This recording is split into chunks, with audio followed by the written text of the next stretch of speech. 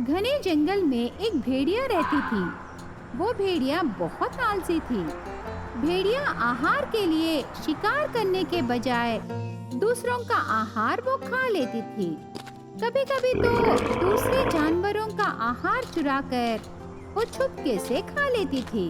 उससे जंगल में रहे सारे जानवर भेड़िए पर शिकायत करने के लिए जंगल का राजा सिंह के पास जाते हैं। तब सिंह महाराज ने ओह, सारे जानवर मिलके मेरे पास आए।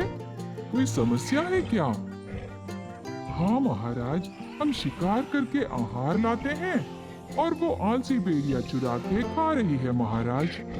बचा हुआ आहार भेड़िया खाने का रिवाज कई पीढ़ियों से चली आ रही है ना। ये क्या कोई समस्या है? वो बात नहीं है महाराज। जंगल में चाहे कहीं भी शिकार किया जाए, वो आलसी भेड़िया आकर आधा मांस खींच के ले जाती है। आप ही इस समस्या का परिष्कार कीजिए।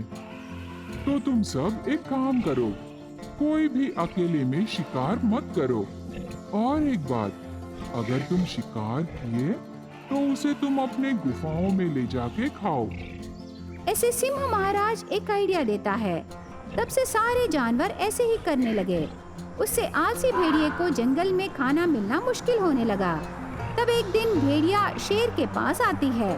तब शेर ऐसे कहने लगा, भेड़िया बहुत दुबली हो गई। इस जंगल में तुझे आहार नहीं मिल रहा क्या? मुझे कई दिनों से आहार नहीं मिल रहा। पानी पी के पेट भरने के लिए मैं तालाब के पास गई तो वहाँ मुझे एक शेर नजर आया। वो कहता है वो इस जंगल का सबसे बहादुर शेर है। उसने मुझे तालाब का पानी पीने से मना कर दिया। इसके अलावा वो कहता है कि तुम डरपोक शेर हो और तुम उसका कुछ नहीं बिगाड़ सकते। उसने तुम्हारा अपमान किया शेर। ऐसे भेड़िया कहने पर इस शेर को उस तालाब के शेर पर बहुत गुस्सा आया। उसे मार डालने के लिए वहाँ जाता है। तब तालाब में रही मगरमच्छ जल्दी से आकर शेर का पैर उसके दांतों से पकड़ लेती है। भेड़िया वहाँ आती है पर शेर की मदद नहीं करती। क्या मैं दुबली हो गई? कोई बात नहीं, आज मैं पेट भर खा के मोटी हो जाऊंगी। भेड़िया ऐसे कहकर शेर पर गुबार करती है। सारे जानवरों को ये बात पता चल के वो महाराज के पास जाकर उस भेड़िए पर शिकायत करने लगे। तब सिंह महाराज ने तुम सब एक काम करो, आज से कोई भी उस भेड़िए से बात मत करो। उससे दोस्ती छोड़ दो, क्योंकि वो भेड़िया बहुत खतरनाक जानवर है। ऐसे सिंह महाराज चेतावनी करता है। तब से सारे जानवर ऐसे ही करने लगे।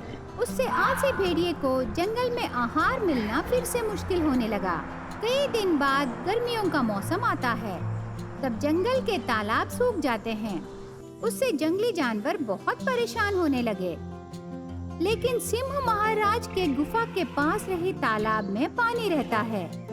उसमें थोड़ा कम पानी रहता है।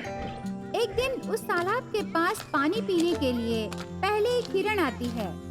थोड़ी देर बाद एक बाघ आती है। यहाँ इस तालाब के पास मैं पहले आई, मेरे बाद ही तुम पानी पियो बाघ। उससे मैं सहमत नहीं हूँ। मैं बाघ हूँ। सब मुझे देख के डरते हैं। इस जंगल में मेरा स्थान तुमसे बड़ा है। मेरे बाद ही तुम बचा हुआ पानी पियो हिरण, समझे? ऐसे बाघ और हिरण एक दूसरे से वाद विवाद करने लगे। तब दूर से आलसी भेड़िया ये सब देखकर ऐसे सोचने लगी, फिर क्यों कर रहे हो यार?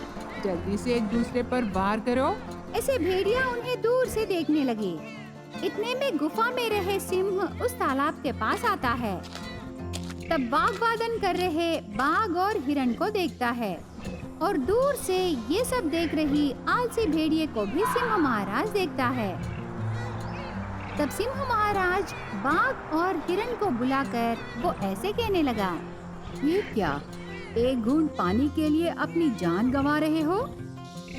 आपकी बात हम समझे नहीं महाराज। वहाँ देखो, उस पेड़ के पीछे से वो आलसी भेड़िया तुम्हें ही देख रही है। लगता है उसे बहुत भूख लगी है। ऐसे सिंह महाराज कहने पर बाघ और हिरण झगड़ना बंद कर देते हैं। उससे आलसी भेड़िए को उस दिन भी आहार नहीं मिलता। तब भेड़िया सीधा सिंह महाराज के पास जाकर उसे उसकी गलतियों का एहसास होकर वो माफी मांगती है। उस दिन से वो खुद शिकार करके आहार खाने लगी।